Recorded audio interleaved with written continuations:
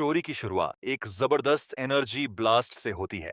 पूरे आसमान में कई डायमेंशन क्रैक्स खुल जाते हैं। उन दरारों से खतरनाक मॉन्स्टर्स बाहर निकलते हैं और देखते ही देखते पूरी दुनिया में तबाही मच जाती है। इसी बीच एक विशाल मॉन्स्टर सामने आ जाता है, लेकिन उसे देखकर हमारा हीरो बिल्कुल भी नहीं घबराता। वो बस उसकी तरफ देखता है और शांत आवाज में कहता है, मैं तुम सबको यहीं खत्म कर दूंगा। अगले ही पल वो एक बेहद खतरनाक एनर्जी ब्लास्ट छोड़ता है और विशाल मॉन्स्टर एक ही बार में ढेर हो जाता है। लेकिन तभी अचानक किसी की आवाज गूंजती है, शेंगलू। अगले ही पल उसकी आंख खुल जाती है। वो अपनी क्लास में बैठा होता है। थोड़ा कंफ्यूज होकर वो खुद से कहता है, क्या मैं फिर से सो गया था? तभी टीचर गुस्से में उसके पास आते हैं। शेंगलू, पूरा दिन सोते रहे तुम, होश में आओ। तुम्हारे कॉम्प्रिहेंसिव एग्जाम में सिर्फ 200 दिन बचे हैं। अगर ऐसे ही चलता रहा तो फ्यूचर में कंस्ट्रक्शन साइट पर काम करना पड़ेगा। फिर वो पूछते हैं, पता भी है एक सीमेंट वर्कर बनने के लिए मिनिमम ब्लड एसेंस कितना चाहिए? शेंगलू धीरे से जवाब देता है, जी।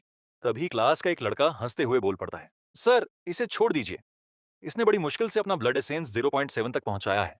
इसे सोने के अलावा कुछ नहीं आता। ये सुनकर टीचर बस एक गहरी सांस लेते हैं और क्लास खत्म कर देते हैं। क्लास के बाद उसका दोस्त किमिंग लिू उसके पास आता है। क्या फिर से वही सपना आया? शेंगलू हल्का सा सिर हिलाता है। हर रात वही सपना आता है, एक सुनसान और बर्बाद दुनिया जहां सिर्फ अजीब अजीब मॉन्स्टर्स घूम रहे होते हैं। वो आगे कहता है, इन सपनों ने मेरा दिमाग खराब कर दिया है। ऊपर से मेरा ब्लड एसेंस भी 0.02 कम हो गया। अब उसे वापस बढ़ाने के लिए पता नहीं कितने सप्लीमेंट्स खाने पड़ेंगे। किमिंग उसके कंधे पर हाथ रखकर मुस्कुराता है। यार, इतना मत सोच, हम जैसे ऑर्डिनरी लोग दुनिया नहीं बचाने वाले। वो काम टैलेंटेड लोग कर लें। चल, साइबर कैफे चलते हैं, आज पूरा खर्चा मेरी तरफ से। लेकिन शेंग लू मना कर देता है, नहीं भाई, आज मन नहीं है, तबीयत भी ठीक नहीं लग रही, मैं घर जाकर थोड़ा आराम करना चाहता हूँ। इतना कहकर किमिंग अपने दोस्तों के साथ चला जाता है। लेकिन शेंग लू अब भी उन्हीं अजीब सपनों के बारे में सोच रहा होता है। आखिर ये बार बार आने वाले सपने सिर्फ सपने हैं या फिर किसी बड़े राज की शुरुआत? किमिंग और बाकी दोस्तों के जाने के बाद शेंगलू भी अकेले घर की तरफ निकल पड़ता है। चलते चलते वो सोचने लगता है कि किस्मत भी कितनी अजीब है, एक दुनिया से दूसरी दुनिया में आ गया। लेकिन एग्जाम का पीछा अब भी नहीं छूटा। पिछली दुनिया में वो मैथ, फिजिक्स और केमिस्ट्री से परेशान था और यहाँ आकर कॉम्प्रिहेंसिव एग्जाम उसकी जान खा रहा है। रास्ते में उसकी नजर एक बड़ी सी होर्डिंग पर पड़ती है जिस पर कॉम्प्रिहेंसिव एग्जाम का विज्ञापन लगा होता है। तभी पीछे से एक तेज आवाज आती है, साइड साइड। एक लड़की सिर पर भारी सामान उठाए तेजी से उसके पास से निकल जाती है। उसकी ताकत देखकर शेंगलू बस यही सोचता है, काश मैं भी इतना स्ट्रांग होता। घर पहुंचते ही वो देखता है कि उसके पापा पीठ के दर्द से परेशान बैठे हैं, जबकि उसकी माँ उनकी मालिश कर रही हैं। ये देखकर शेंगलू को काफी बुरा लगता है। वो तुरंत कहता है, डैड, आप सर्कुलेशन बूस्टर क्यों नहीं ले लेते? सुना है उससे ब्लड एसेंस भी बढ़ता है और दर्द में भी काफी आराम मिलता है। लेकिन उसके पापा हंसते हुए कहते हैं, अरे ये सब उम्र का असर है, तेरे डैड अभी भी बिल्कुल फिट हैं। शेंगलू मुस्कुराता है और अपने बैग से एक डिब्बा निकालकर उनके सामने रख देता है। ये हॉल ऑफ बेनेवोलेंस की नई ची रिप्लेनिशमेंट पिल्स होती हैं। उन्हें देखते ही उसकी माँ हैरान रह जाती हैं। वो कहती है, अरे ये वही पिल्स है ना जो टीवी पर 20,000 कॉइन्स में बिक रही थी? उसके माता पिता की आंखों में खुशी साफ दिखाई देने लगती है। उन्हें यकीन ही नहीं होता कि शेंगलू इतनी महंगी चीज उनके लिए लेकर आया है। उन्हें खुश देखकर शेंगलू के चेहरे पर भी हल्की सी मुस्कान आ जाती। घर का माहौल एकदम खुशहाल हो जाता है। उसके पापा काम से आते समय पिग हेड मीट भी लेकर आए होते हैं। उसे देखकर उसकी माँ और भी खुश हो जाती हैं। तभी सेंगलू की मोम पूछती है, तुम्हारा ब्लड एसेंस 0.85 तक पहुंचा या नहीं? फिर वो बताती हैं कि उसकी छोटी बहन का ब्लड कर एसेंस पहले ही 0.9 तक पहुंच चुका है। अब उन्हें सबसे ज्यादा चिंता सिर्फ शेंगलू की है। ऊपर से इस साल कॉम्प्रिहेंसिव एग्जाम का पासिंग स्टैंडर्ड भी 0.01 बढ़ा दिया गया है, जिससे उसके लिए ये एग्जाम और भी मुश्किल हो गया है। रात को अपने कमरे में पहुंचकर शेंगलू गहरी सांस लेता है। उसने बॉडी कल्चरेशन टेक्निक के 3 पूरे राउंड कर लिए थे, लेकिन फिर भी उसके ब्लड एसेंस में जरा सा भी फर्क नहीं पड़ा। उसे सबसे ज्यादा दुख इस बात का था कि उसकी छोटी बहन उससे कहीं आगे निकल चुकी थी। दूसरी तरफ हर रात आने वाले उन अजीब सपनों की वजह से उसका ब्लड एसेंस लगातार कम होता जा रहा। और उसके माता पिता, वो उसकी दवाइयों के लिए दिन रात इतनी मेहनत कर रहे थे। लेटे लेटे उसे इस दुनिया का इतिहास याद आने लगता है। करीब 300 साल पहले आसमान और जमीन अचानक फट गए थे। उन्हीं दरारों से अनगिनत मॉन्स्टर्स इस दुनिया में आ गए। धीरे धीरे बंदूकें बेकार हो गईं और इंसानों ने मार्शल आर्ट्स के सहारे लड़ना शुरू कर दिया। हालांकि इंसान लगातार हार रहे थे और एक-एक करके कई शहर बर्बाद हो चुके थे, लेकिन शेंगलू अच्छी तरह जानता था, इस नई दुनिया में मिला ये दूसरा मौका उसकी जिंदगी पूरी तरह बदल सकता था। शेंगलू इतनी आसानी से हार मानने वालों में से नहीं था। उसे समझ आ गया कि सिर्फ 3 राउंड की ट्रेनिंग से कुछ नहीं होने वाला। इसीलिए उसने फैसला किया कि अब वो 4, 5 बल्कि 6 राउंड तक प्रैक्टिस करेगा। लेकिन तभी अचानक उसकी आंखें खुलती हैं और वो खुद को एक बार फिर उसी डरावनी वेस्टलैंड में पाता है जो उसे हर रात सपनों में दिखाई देती थी। वो हैरान होकर इधर-उधर देखने लगता है, लेकिन इससे पहले कि वो कुछ समझ पाता, एक ज़ॉम्बी उस पर झपट पड़ता है। शेंगलू खुद को कोसते हुए सोचता है, इतनी रातों तक इनसे बचता रहा और आज फिर इनके हाथ लग गया। ज़ॉम्बी लगातार उस पर हावी होने लगता है। तभी शेंगलू का गुस्सा फूट पड़ता है। मुझे कमजोर समझने की गलती मत करना। उसे याद आता है कि भले ही प्रैक्टिकल क्लास में उसके नंबर अच्छे नहीं थे और उसका ब्लड एसेंस सिर्फ 0.7 था, लेकिन वो खुद को अब भी एक मार्शल आर्टिस्ट मानता था। यही सोचकर वो पूरी ताकत से ज़ॉम्बी को एक जोरदार किक मार देता है। ज़ॉम्बी लड़खड़ाकर पीछे गिर जाता है। मौका मिलते ही शेंगलू जमीन से एक बड़ा पत्थर उठाता है और पूरी ताकत से उसके सिर पर दे मारता है। कुछ ही वार में ज़ॉम्बी वहीं ढेर हो जाता है। लेकिन तभी शेंगलू के दिमाग में अचानक कई अजीब तस्वीरें चलने लगती हैं। उसे ऐसा लगता है जैसे वो ज़ॉम्बी की यादें देख रहा हो। उसके सामने एक बेस का गेट टूटता हुआ दिखाई देता है और उसके अंदर घुसते हुए कई अजीब मॉन्स्टर्स नजर आते हैं। ये सब देखकर शेंगलू पूरी तरह हैरान रह जाता है। ये मुझे इसकी यादें कैसे दिखाई दे रही हैं? इसी सोच में डूबा हुआ था कि अचानक उसे महसूस होता है जैसे कोई गर्म ऊर्जा उसके शरीर के अंदर समा रही हो। अगले ही पल उसे एहसास होता है कि ज़ॉम्बी को मारने के बाद उसे सिर्फ उसकी यादें ही नहीं मिली, बल्कि उसकी ताकत भी उसके शरीर में आ गई थी। अपने अंदर आई इस नई शक्ति को महसूस करके शेंगलू खुद भी हैरान रह जाता है। ज़ॉम्बी की ताकत अपने अंदर महसूस करने के बाद भी शेंगलू को अपनी आंखों पर यकीन नहीं हो रहा था। वो कुछ देर तक वहीं खड़ा रहकर सोचता है, ये आखिर कैसे हो सकता है? क्या मुझे सच में उस ज़ॉम्बी की यादें और उसका एक्सपीरियंस मिल गया? उसे सब कुछ इतना रियल लग रहा था कि अब उसे ये सपना कम और रियलिटी ज्यादा महसूस होने लगा था। थोड़ी देर सोचने के बाद शेंगलू के दिमाग में एक नाम घूमने लगता है, बेस 1359। वो मन ही मन तय करता है कि चाहे कुछ भी हो जाए, उसे इस बेस के बारे में पता लगाना ही होगा। शायद वहीं से उसके इन अजीब सपनों का सच सामने आए। लेकिन तभी उसे एक और बात महसूस होती है। इस बार उसे पहले जितनी ताकत नहीं मिली थी। वो खुद से कहता है, लगता है अगर मुझे और पावरफुल बनना है तो मुझे ऐसे ज़ॉम्बीज़ को मारना होगा जो फाइट करना जानते हों।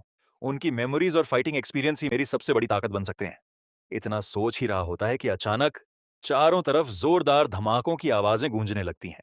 पूरा वेस्टलैंड हिलने लगता है, जमीन कांप रही थी और दूर दूर तक धूल उड़ने लगी थी। शेंगलू घबराकर इधर उधर देखने लगता है। वो हैरानी से कहता है, ये ये क्या हो रहा है? लेकिन अगले ही पल सब कुछ धुंधला होने लगता है और उसी धमाके के साथ उसकी आंख खुल जाती है। शेंगलू तेज तेज सांस ले रहा था। उसका पूरा शरीर पसीने से भीग चुका था। कुछ सेकंड तक तो उसे यही समझ नहीं आया कि वो अभी भी उस वेस्टलैंड में है या वापस अपने कमरे में आ चुका है। तभी कमरे के बाहर से उसकी छोटी बहन चिंगहे लू की आवाज सुनाई देती है। वो दरवाजे के बाहर खड़ी होकर जोर से कहती है, शेंगलू, जल्दी बाहर आओ, खाना तैयार है। आखिर कब तक कमरे में बंद रहने वाले हो? शेंगलू गहरी सांस लेकर खुद को संभालता है और दरवाजा खोल देता है। जैसे ही चिंगाहे उसे देखती है, वो हल्की मुस्कान के साथ कहती है, मुझसे ये मत कहना कि तुम ट्रेनिंग कर रहे थे। साफ दिख रहा है कि तुम फिर से सो गए थे। शेंगलू हल्का सा मुस्कुराता है और जवाब देता है, हाँ, शायद गलती से नींद लग गई थी। बात करते करते चिंगाहे की नजर अचानक उसके शरीर पर पड़ती है। वो कुछ पल तक उसे ध्यान से देखती रहती है, फिर मन ही मन सोचती है, इसकी बॉडी इतनी मस्कुलर कब हो गई? ऐसा लग रहा है जैसे ये सच में रोज खड़ी ट्रेनिंग कर रहा हो। उधर शेंगलू भी अपनी बहन को देखकर पुरानी बातें याद करने लगता है। उसे याद आता है कि बचपन में चिंगहे हर समय उसके पीछे पीछे घूमती रहती थी। लेकिन जैसे जैसे वो बड़ी हुई, कॉलेज पहुंची और उसके रिजल्ट्स आने लगे, वैसे वैसे उसका बिहेवियर भी बदल गया। आखिर चिंगहे कोई ऑर्डिनरी स्टूडेंट नहीं थी, वो एक जीनियस थी। उसका ब्लड एसेंस 1.0 से भी ज्यादा था और कॉम्बैट पावर 100 से ऊपर। कुछ ही समय में वो किसी बड़ी मिलिट्री यूनिवर्सिटी में एडमिशन लेने वाली थी। शेंगलू हल्की सी हंसी के साथ मन ही मन सोचता है, सच में एक जीनियस छोटी बहन और एक बेकार बड़ा भाई, क्या कॉम्बिनेशन है। इतने में उसे अचानक अपने शरीर में कुछ अलग महसूस होता है। वो अपनी मुट्ठी बंद करता है, फिर बाजू को देखता है और हैरान रह जाता है। उसे बिल्कुल भी थकान महसूस नहीं हो रही थी। उल्टा, उसका पूरा शरीर एनर्जी से भरा हुआ था। सबसे हैरानी की बात यह थी कि जॉम्बी की सारी मेमोरीज, उसकी फाइटिंग टेक्निक्स और उसका एक्सपीरियंस, सब कुछ अभी भी उसके दिमाग में मौजूद था। शेंगलू समझ नहीं पा रहा था कि आखिर सपने में मिली ताकत रियलिटी में कैसे आ सकती है। डाइनिंग टेबल पर बैठते ही शेंगलू को एहसास होता है कि आज उसे पहले से कहीं ज्यादा भूख लगी है। बिना कुछ सोचे समझे वो एक के बाद एक चावल के कई कटोरे खत्म कर देता है। उसके घर वाले बस उसे देखते ही रह जाते हैं। शेंगलू खुद भी हैरान था। वो मन ही मन सोचता है, मैंने आज इतना खाना कैसे खा लिया। तभी उसके डैड मुस्कुराते हुए कहते हैं, ये ग्रोइंग एज है, कल मैं तुम्हारे लिए कुछ अच्छे सप्लीमेंट्स लेकर आऊंगा, शायद उनसे तुम्हारा ब्लड एसेंस भी बढ़ जाए। लेकिन चिंगहे को अपने भाई की इतनी तेज प्रोग्रेस पर यकीन नहीं होता। वो अपने डैड की तरफ देखकर कहती है, डैड, भाई पहले ही 18 साल के हो चुके हैं। पिछली बार टेस्ट में इनका ब्लड एसेंस सिर्फ 0.8 था। इतनी जल्दी इंप्रूव होना आसान नहीं है। ये सुनते ही उनके डैड हल्की सी नाराजगी के साथ चिंगहे की तरफ देखते हैं और कहते हैं, अपने भाई को इतना कम मत समझो। ऑर्डिनरी ट्रैक और स्पेशलाइज्ड ट्रैक से ग्रेजुएट होने में बहुत बड़ा फर्क होता है। हर किसी का टाइम अलग होता है। शिंगलू चुपचाप उनकी बातें सुनता रहता है, लेकिन उसके दिमाग में सिर्फ एक ही बात चल रही थी, क्या ऐसा हो सकता है कि उस सपने की वजह से मेरा ब्लड एसेंस सच में बढ़ गया हो। अगले दिन शेनलू सीधा Red Brook martial arts academy पहुंच जाता है। अंदर जाते ही उसकी नजर मार्शल आर्टिस्ट्स की रैंकिंग इंफॉर्मेशन पर पड़ती है। वो ध्यान से उसे पढ़ने लगता है। उसे पता चलता है कि फर्स्ट ग्रेड मार्शल आर्टिस्ट बनने के लिए 1.5 ब्लड एसेंस और 150 कॉम्बैट पावर चाहिए, जबकि सेकंड ग्रेड तक पहुंचने के लिए 18 ब्लड एसेंस और 1800 कॉम्बैट पावर की जरूरत होती है। इसके बाद थर्ड ग्रेड मार्शल आर्टिस्ट बनने के लिए 100 ब्लड एसेंस और 10,000 कॉम्बैट पावर चाहिए, और अगर किसी को फोर्थ ग्रेड मार्शल आर्टिस्ट बनना है तो उसका ब्लड एसेंस 200 और कॉम्बैट पावर 100,000 तक पहुंचना चाहिए। ये सब देखकर शेंगलू गहरी सांस लेता है। उसे पहली बार एहसास होता है कि हाई रैंक मार्शल आर्टिस्ट्स कितने ज्यादा पावरफुल होते हैं। उनकी ताकत किसी सुपर हीरो से बिल्कुल कम नहीं थी। लेकिन अगले ही पल उसके चेहरे पर हल्की सी मुस्कान आ जाती है। वो मन ही मन सोचता है, जब मैं सपनों में ज़ॉम्बीज़ को हराकर उनकी पावर अब्सॉर्ब कर सकता हूं, तो मुझे इन महंगी ट्रेनिंग क्लासेस की क्या जरूरत। यही सोचकर वो सीधे रिसेप्शन काउंटर पर पहुंच जाता है। रिसेप्शनिस्ट उसकी बात सुनने के बाद उसे टेस्टिंग रूम की तरफ भेज देती है। कमरे के अंदर पहुंचकर शेंगलू टेस्टिंग मशीन के सामने खड़ा हो जाता है। कुछ ही सेकंड बाद मशीन का रिजल्ट सामने आता है। उसका ब्लड एसेंस 0.963। रिजल्ट देखते ही शेंगलू की आंखें चमक उठती हैं। वो यकीन ही नहीं कर पा रहा था। सिर्फ 1 आवर की नींद में उसका ब्लड एसेंस लगभग 0.2 तक बढ़ चुका था। अब उसे सिर्फ एक चीज का इंतजार था, अपनी कॉम्बैट पावर जानने का। शंगली बिना एक पल गंवाए कॉम्बैट पावर टेस्टिंग मशीन के सामने जाकर खड़ा हो जाता है। वो गहरी सांस लेता है, अपनी मुट्ठी कसकर बंद करता है और पूरी ताकत के साथ मशीन पर पंच मार देता है। अगले ही पल मशीन की स्क्रीन पर रिजल्ट दिखाई देता है, कॉम्बैट पावर 113। रिजल्ट देखते ही शेंगलू कुछ सेकंड के लिए बिल्कुल चुप रह जाता है। उसे अपनी आंखों पर यकीन ही नहीं होता। उसने सोचा भी नहीं था कि उसकी कॉम्बैट पावर उसके ब्लड एसेंस से कहीं ज्यादा तेजी से बढ़ चुकी होगी। वो धीरे से अपनी मुट्ठी को देखता है और मन ही मन कहता है, क्या मैं सच में मार्शल आर्टिस्ट बन गया हूं। कुछ देर पहले तक वो सिर्फ एक ऑर्डिनरी स्टूडेंट था, लेकिन अब उसके अंदर ऐसी ताकत आ चुकी थी जिसकी उसने कभी कल्पना भी नहीं की थी। तभी उसके दिमाग में एक और ख्याल आता है, अगर सिर्फ 1 आवर की नींद उसे इतनी ताकत दे सकती है, तो पूरी रात उस वेस्टलैंड में बिताने के बाद वो कितना पावरफुल बन जाएगा। ये सोचकर उसके चेहरे पर हल्की सी मुस्कान आ जाती है। एकेडमी से निकलने के बाद शेंगलू सीधे अपने घर लौट आता है, लेकिन इस बार उसे बिल्कुल भी नींद नहीं आ रही। उसका पूरा शरीर एनर्जी से भरा हुआ था। वो सोचता है, जब तक दोबारा नींद नहीं आती, क्यों ना थोड़ा प्रैक्टिस कर लूं। इतना सोचकर वो तुरंत ट्रेनिंग शुरू कर देता है। वो अपनी बॉडी कल्चरेशन टेक्निक का अभ्यास करने लगता है। लेकिन प्रैक्टिस करते करते उसे एक ऐसी बात पता चलती है जिसने उसे पूरी तरह हैरान कर दिया। जिस टेक्निक को वो अब तक सीखता आया था, असल में वो उससे कहीं ज्यादा बड़ी थी। उसमें सिर्फ कुछ मूव्स नहीं, बल्कि 200 से भी ज्यादा अलग-अलग मूवमेंट्स मौजूद थे। ये देखकर शंगलू खुद से कहता है, इतने सारे मूव्स, मुझे तो इनके बारे में कभी पता ही नहीं था। अब वो एक-एक मूवमेंट को ध्यान से करना शुरू करता है। जैसे-जैसे उसकी प्रैक्टिस आगे बढ़ती है, उसे साफ महसूस होने लगता है कि उसके शरीर की ताकत लगातार बढ़ रही है। लेकिन इस बार सिर्फ मूवमेंट्स ही काम नहीं कर रहे थे। उसे एहसास होता है कि असली बदलाव उसकी ब्रीदिंग टेक्निक की वजह से हो रहा है। हर गहरी सांस के साथ उसके शरीर के अंदर एनर्जी पहले से कहीं बेहतर तरीके से फ्लो करने लगती है। और शेंगलू समझ जाता है कि अगर उसे सच में स्ट्रांग बनना है, तो सिर्फ बॉडी कल्टीवेशन नहीं, बल्कि सही ब्रीदिंग टेक्निक में भी मास्टरी हासिल करनी होगी।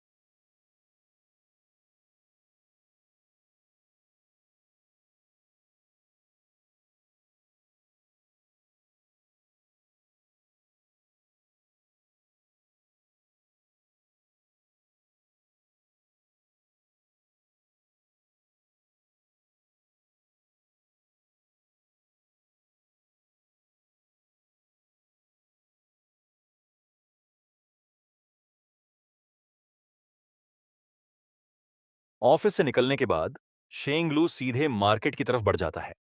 उसके हाथ में अभी भी वही ब्लैक कार्ड स्पेड था। चलते चलते उसकी नजर एक मार्शल आर्ट्स स्टोर पर पड़ती है। अंदर एक सेल्स पर्सन, एक महिला और उसकी बेटी को एक प्रीमियम सप्लीमेंट दिखा रही थी। वो मुस्कुराकर कहती है, ये orchid heart essence nourishing powder है। इसे खास तौर पर फीमेल मार्शल आर्टिस्ट के लिए बनाया गया है। जब किसी का ब्लड एसेंस 0.8 पार कर जाए तब इसका असर सबसे अच्छा होता है। महिला बिना ज्यादा सोचे उस सप्लीमेंट को खरीद लेती है। शंगलू चुपचाप ये सब देख रहा था। जब उसकी नजर प्राइस टैग पर जाती है तो वो एक पल के लिए रुक जाता है। उस सप्लीमेंट की कीमत थी 30,000 कॉइन्स। शंगलू मन ही मन सोचता है, सिर्फ एक बॉटल के लिए 30,000 कॉइन्स। उसे अपने माता पिता याद आ जाते हैं। दोनों दिन रात मेहनत करते थे, फिर भी मुश्किल से 3,000 कॉइन्स वाला सप्लीमेंट खरीद पाते थे। उसके चेहरे पर हल्की उदासी आ जाती है। वो सोचता है, मार्टियल आर्ट्स की दुनिया भी अजीब है। जो पहले से अमीर हैं वो और ताकतवर बनते जा रहे हैं, और जिनके पास कुछ नहीं है वो शुरुआत भी नहीं कर पाते।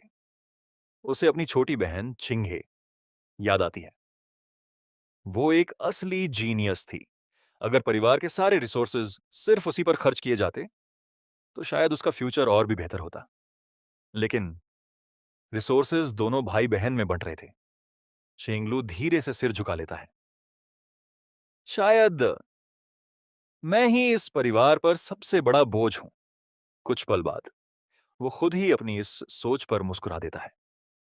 नहीं, मैं पहले वाला शेंगलू नहीं हूं। पहले मैंने अपनी मेडिक्रिटी को ही अपनी किस्मत मान लिया था। मैंने कभी सच में बदलने की कोशिश ही नहीं की। बस बिना किसी मकसद के जी रहा था। तभी पीछे से उसके कुछ दोस्त आवाज लगाते हैं, शंगलू चलो जल्दी, आज हम रैंक पुश करेंगे। एक दोस्त हंसते हुए कहता है, तुम बस जल्दी एएफ के मत होना, बाकी हम कैरी कर देंगे।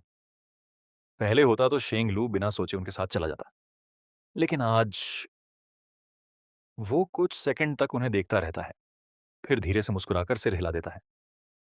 नहीं, आज नहीं। उसके दोस्त हैरानी से उसे देखते हैं और फिर बिना कुछ कहे वहां से चले जाते हैं। शेनलू उन्हें जाते हुए देखता रहता है, फिर मन ही मन सोचता है, मैं भी पहले इन्हीं की तरह था। गेम्स में जीतने को ही अपनी सबसे बड़ी अचीवमेंट समझता था। लेकिन अब मेरे सामने पूरी दुनिया बदलने का मौका है। अगर इस बार भी मैंने मौका खो दिया तो शायद पूरी जिंदगी पछताना पड़ेगा। उसी पल उसे ऐसा महसूस होता है जैसे उसके अंदर कुछ टूट गया हो, जैसे किसी अदृश्य बंधन से वो आजाद हो गया हो। वो गहरी सांस लेकर आसमान की तरफ देखता है और धीमी आवाज में कहता है, इस बार मैं अपनी किस्मत खुद लिखूंगा। शेंगलू को अचानक अपने शरीर में एक अजीब सा बदलाव महसूस होता है। ऐसा लग रहा था जैसे सपनों में सीखी गई सारी कॉम्बैट मेमोरीज अब पूरी तरह उसके शरीर का हिस्सा बन चुकी हों। वो अपनी मुट्ठी कसकर बंद करता है और धीरे से हवा में एक पंच मारता है। उसका पंच पहले से कहीं ज्यादा स्मूथ और पावरफुल था। शिंगलू हैरानी से अपनी मुट्ठी को देखते हुए सोचता है, तो आखिरकार मैंने उन सारी कॉम्बैट टेक्निक्स को पूरी तरह इंटीग्रेट कर लिया। उसे टीचर जोंग की एक बात याद आती है। उन्होंने क्लास में कहा था, जब कोई मार्शल आर्टिस्ट खुद को सच में समझ लेता है तब उसे एपिफेनी मिलती है। शेंगलू हल्का सा मुस्कुराता है। शायद मैंने भी एक और कदम आगे बढ़ा लिया है। उसे अपने मॉम, डैड और चिंगे की याद आती है। वो मन ही मन खुद से वादा करता है, मैं और स्ट्रांग बनूंगा, इतना स्ट्रांग कि मुझे किसी पर डिपेंड न रहना पड़े। और इस बार मैं अपने परिवार की किस्मत जरूर बदलूंगा। तभी उसके कानों में एक डरावनी ग्राउल सुनाई देती है, ग्रा। शंगलू तुरंत सतर्क हो जाता है। अगले ही पल एक ज़ॉम्बी तेजी से उसकी तरफ दौड़ता हुआ आता है। उसकी आंखें लाल चमक रही थीं और उसके हाथ सीधे शेंगलू की गर्दन की तरफ बढ़ रहे थे। लेकिन इस बार शेंगलू पहले जैसा नहीं था। ज़ॉम्बी के अटैक करने से पहले ही वो एक कदम साइड में हो जाता है। ज़ॉम्बी का हमला पूरी तरह खाली चला जाता है। शेंगलू बिना समय गंवाए पूरी ताकत से उसके पेट पर किक मारता है। ज़ॉम्बी कई मीटर दूर जाकर गिरता है, लेकिन वो तुरंत उठकर फिर से हमला करने दौड़ पड़ता है। शेंगलू इस बार उसका हाथ पकड़ लेता है, उसका बैलेंस बिगाड़ता है और पूरी ताकत से उसे जमीन पर पटक देता है। जॉम्बी अभी उठ ही रहा था कि शेंग लू उसकी तरफ बढ़ता है और लगातार दो तेज पंच उसके सिर पर मार देता है। कुछ ही सेकंड में जॉम्बी बिल्कुल शांत हो जाता है। शेंग लू गहरी सांस छोड़ते हुए कहता है, फ्यू, ये जॉम्बी पहले जरूर कोई मार्शल आर्टिस्ट रहा होगा। जॉम्बी बनने के बाद भी इसे कम्बैट टेक्निक्स इस्तेमाल करना आता था। इतना सोचते ही जॉम्बी की मेमोरीज फिर से शेंगलू के दिमाग में आने लगती है।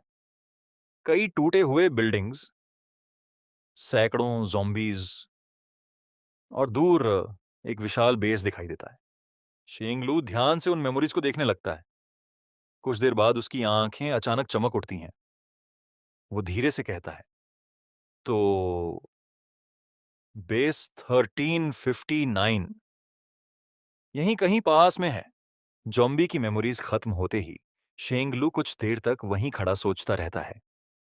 अब उसे पूरा यकीन हो चुका था, उसके सपने सिर्फ सपने नहीं थे, वो जगह सच में कहीं मौजूद थी। अगर जॉम्बी की मेमोरीज सही थीं, तो बेस 1359 उससे ज्यादा दूर नहीं था। शेंगलू बिना देर किए उसी दिशा में चल पड़ता है। रास्ता पूरी तरह सुनसान था। चारों तरफ टूटी हुई बिल्डिंग्स, जंग लगी गाड़ियां और बर्बादी का मंजर फैला हुआ था। कुछ देर चलने के बाद उसे दूर एक विशाल दीवार दिखाई देती है। उसे देखते ही शेंगलू के कदम अपने आप रुक जाते हैं। वो हैरानी से धीरे धीरे आगे बढ़ता है। जैसे जैसे वो पास पहुंचता है, दीवार का असली आकार देखकर उसकी आंखें फैल जाती हैं। वो धीरे से कहता है, तो आखिरकार मुझे बेस 1359 मिल ही गया। लेकिन अगले ही पल उसके चेहरे पर हैरानी और बढ़ जाती है। उसके सामने कोई साधारण बेस नहीं, बल्कि एक पूरा शहर खड़ा था। चारों तरफ कई मीटर ऊंची और बेहद मोटी दीवारें बनी हुई थीं। शेंगलू ऊपर की तरफ देखते हुए कहता है, इतनी बड़ी दीवार! क्या ये पूरा शहर सिर्फ इस दीवार के अंदर था? वो दीवार को हाथ लगाकर उसकी मोटाई महसूस करता है। फिर मन ही मन सोचता है, अगर इतनी मजबूत दीवार भी टूट गई, तो उन मॉन्स्टर्स की ताकत आखिर कितनी रही होगी? उसे एहसास होने लगता है कि ये सिविलाइजेशन उसकी दुनिया से कहीं ज्यादा एडवांस्ड थी। फिर भी वो म्यूटेटेड बीस्ट्स के सामने टिक नहीं पाई। शेंगलू धीरे धीरे आगे बढ़ता रहता है। तभी उसकी नजर बाकी बिल्डिंग से अलग एक बड़ी बिल्डिंग पर पड़ती है। वो उसे ध्यान से देखकर सोचता है, ये जगह बाकी सबसे अलग लग रही है। शायद यही मिलिट्री बेस या कमांड सेंटर होगा। वो सावधानी से बिल्डिंग के अंदर कदम रखता है, लेकिन अंदर पहुंचते ही उसे एक जॉम्बी दिखाई देता है। वो बिल्कुल हिल नहीं रहा था। ऐसा लग रहा था जैसे कई सालों से वहीं बैठा हो। शेंगलू धीरे से बुदबुदाता है, ये जॉम्बी कुछ अलग लग रहा है। लेकिन तभी अचानक पूरे कमरे में एक अजीब सी एनर्जी फैलने लगती है। वो अगले ही पल एक बेहद ताकतवर साइकिक शॉकवेव सीधे शंगलू से टकराती है। इस बार वो पहले से कहीं ज्यादा सावधान था। उसे पता था कि यहां हर कोने में कोई नया खतरा उसका इंतजार कर सकता है। कुछ दूर चलने के बाद उसे एक साधारण सा घर दिखाई देता है। वो धीरे धीरे अंदर जाता है और चारों तरफ नजर दौड़ाता है, लेकिन पूरा घर बिल्कुल शांत था। शेंगलू धीरे से कहता है, यहां कोई जॉम्बी नहीं है। वो घर के हर कमरे को ध्यान से देखने लगता है।